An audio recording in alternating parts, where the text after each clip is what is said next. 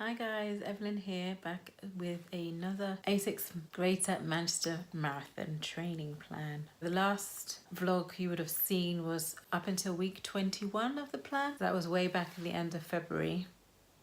So long ago. So today I'm recording this on the 5th of April. So I've missed a whole of March. Week 21 is the last recorded and I've edited and that's uploaded. So that's the last week you'd have seen. I wasn't able to do any recordings for the week 22.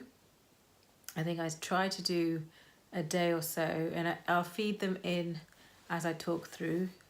So I won't say I'm going to put it in here, but just so you're aware, if I cut through to different footage, it's because I did record. So I wanted to just include it. So I think it's nicer to see how I was actually feeling on the day that I did the run.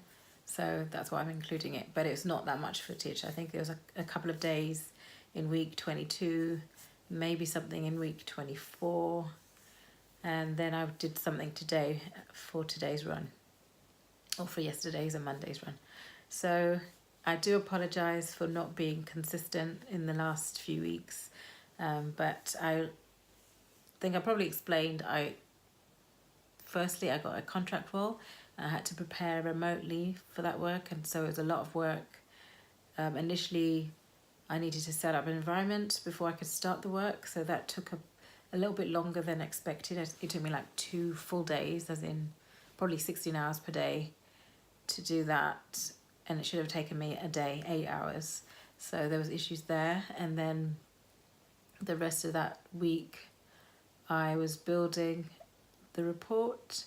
Then I went up for a few days, then I came back and then I carried on building another report, and at the end of that weekend I spilt my drink on my laptop and lost all the work that I had done. So basically it wasn't fully lost, but my laptop didn't come back on. It stayed on because I didn't spill the drink right on it. It was just there, and I thought I had picked it up as quick as possible, but it did touch it. It stayed on for about 5 minutes when I rushed off to get some kitchen towel to mop up the liquids that were there, but I had removed the laptop from the liquid, so no more could get in.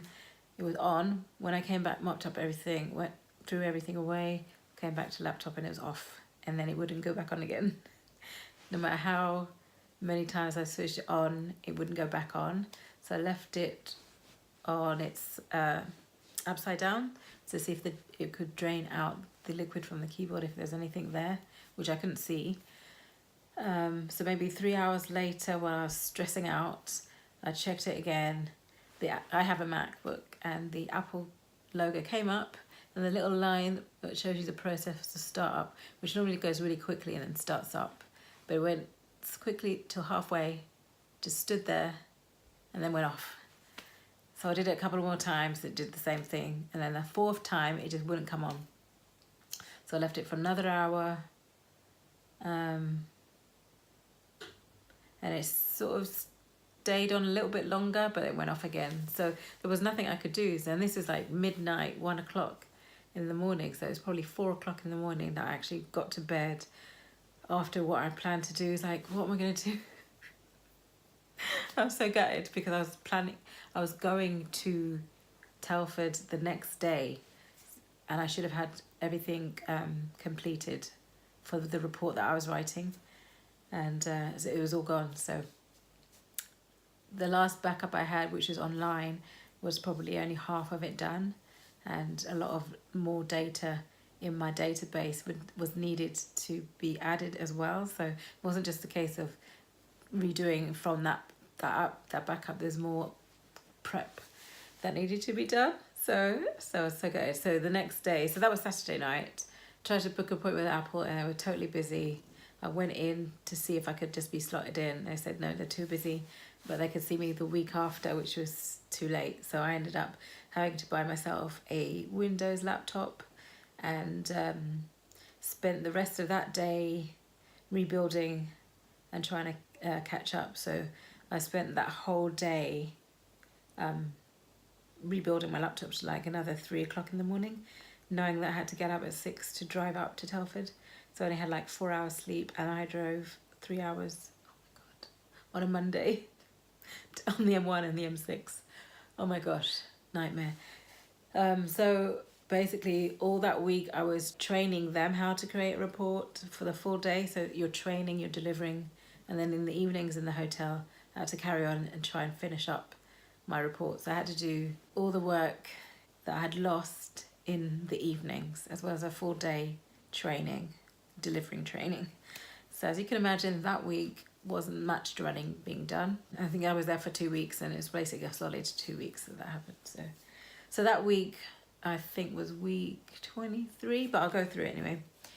And so I think I had a mile a day. So I didn't follow the plan that day. But let me go through it. And we're at week 26. So this week is the final week of the plan before the marathon. Marathon is in 3 days. But anyway, so I've written it out. That's why I'm putting my glasses back on, because I can't read without them. Week 22, which was the week commencing the 5th of March. So I had my usual days, Wednesday, Thursday, Saturday and Sunday. 5K comfortable pace was done on the Wednesday, the 7th. This is the week everything happened. 5K comfortable pace of 7:25 was the plan, and then I did it in 6:44 minutes per kilometre pace. So not too bad, nice, comfortable, faster obviously than supposed, but it's fairly slow, so it's nice and comfortable, so that was good. Thursday, 8th of March, 12K on the plan in between 6:01 and 6:09 minutes per kilometre, and I did that 12K in 1 hour and 9 minutes, 57 seconds, well under, so I did it in a 5:49 pace. Saturday was parkrun day, and it's supposed to be comfortable 5K, but you know how I'm trying to beat my PB all the time. So I did that 5K in 27 minutes 41, no PB, but pace of 5 minutes 34 per kilometre. And then Sunday, it was a cutback week that week, 12K on the plan of between 6:17 and 6:51, and slower than marathon pace. And that was the day it happened. The 10th of March it happened, and then the 11th of March is when I was all out, all over the place, buying laptops and rebuilding everything, so I hardly had time to run, so I just did a mile that day. And obviously I'm doing my run streak, so I had to run at least, so that's why I did a minimum of a mile. I ended up catching up on that 12K on the 13th, so when I was up in Telford, and it wasn't even Monday or Tuesday, I think it was Tuesday, I was able to catch up. I just had to shoehorn it in, so the times that we do the training days were from 9 till 4 or 5, depending on where we're breaking. So I think that day we must have finished early, so I had time in when it was still daylight, because this was before the clocks went forward. So you had to get the daylight hours in as soon as you can. Okay, so week 23, which was week commencing the 12th of March. This week was 5K, and then 8K, 5K, and then a 32K, longest training run of the plan. My Wednesday 5K was done in good time, a bit faster, more like marathon pace of 6:17 minutes per kilometre. The 8K was done in just 6 minutes 38, so it's a bit slower than usual, and definitely slower than the required pace of between 6:01 and 6:09, and that was because I was tired. I was trying to catch up on my sleep, and I wasn't able to, and I'm still in Telford at this point, so very tired, but I think it was a good, enjoyable pace. It was a nice run, ran through Telford Park. It was a nice run. It was just slower than my training plan called for. And then Saturday, 17th of March, it was my birthday, so I turned 45. Hi guys, it's my birthday, and it's parkrun day. I haven't done a video for last week and this week actually, so sorry about that, but I'm still catching up on editing the others, so that's why it hasn't been done yet. But I just did parkrun, not a PB, but a good 27 minutes 17 seconds, so sort of back in form and readiness for my Oakley 20 miler tomorrow. As you can see, it's snowing.